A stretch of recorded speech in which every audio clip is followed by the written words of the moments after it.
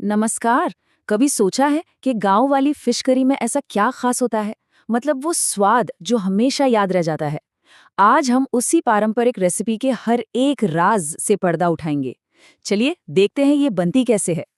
तो सबसे बड़ा सवाल यही है ना, कि आखिर एक असली गांव वाली फिश करी का सीक्रेट क्या है? वो कौन सी एक चीज है जो उसे इतना इतना लाजवाब बना देती है? तो इस मजेदार सफर की शुरुआत होती है डिश के हीरो से, यानी हमारी मछली। सबसे पहले उसे तैयार करना होगा।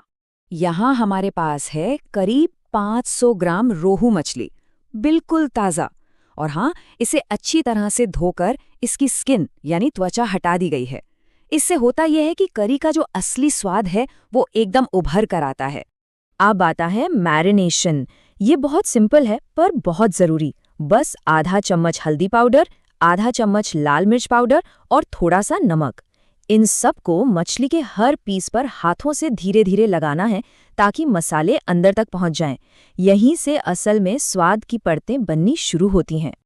अच्छा, अब एक बहुत ही क्रिटिकल स्टेज आने वाला है, एक ऐसा स्टेप जो इस करी को बाकियों से बिल्कुल अलग बना देता है।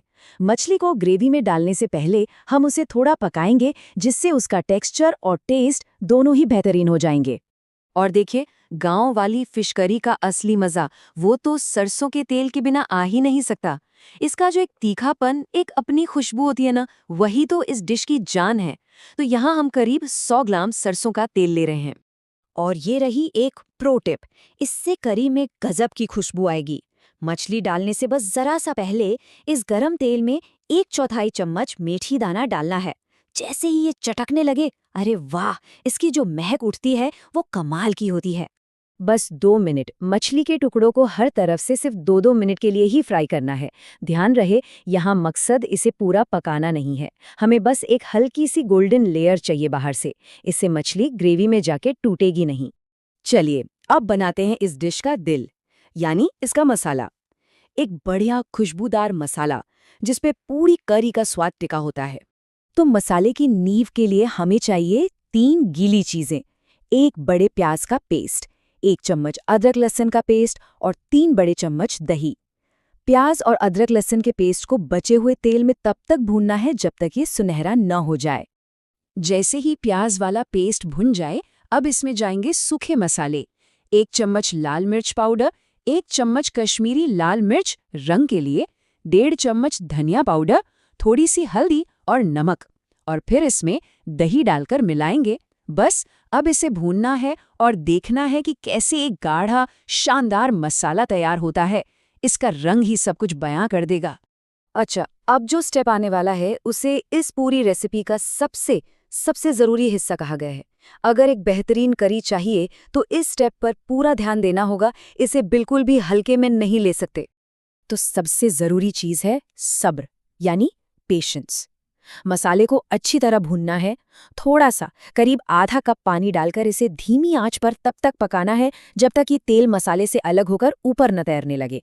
बस यही वो निशानी है कि मसाला एकदम परफेक्ट भुन चुका है।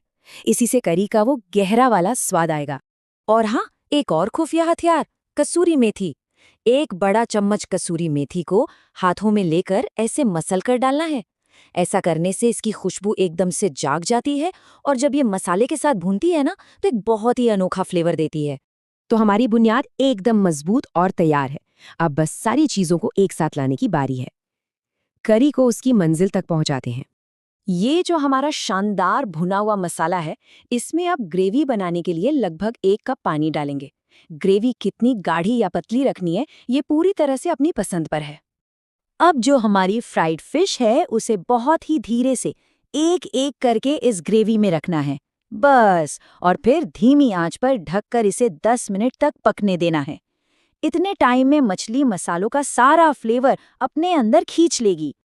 और बस अब फाइनल टच, आंच बंद करने के बाद ऊपर से डालेंगे आधा चम्मच गरम मसाला पाउडर और मुट्ठी भर के ताज़ा कटा हुआ हरा धनिया। ये जो आखिर में खुशबू और ताजगी आएगी ना, बस मज़ा ही आ जाएगा। तो एक बढ़िया करी का असली राज क्या है? अच्छे इंग्रेडिएंट्स या फिर पकाने में दिखाया गया सब्र?